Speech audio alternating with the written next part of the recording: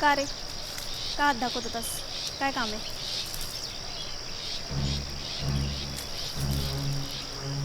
आणि आपण जे करतोय ना ते मला कळलं नाही पाहिजे.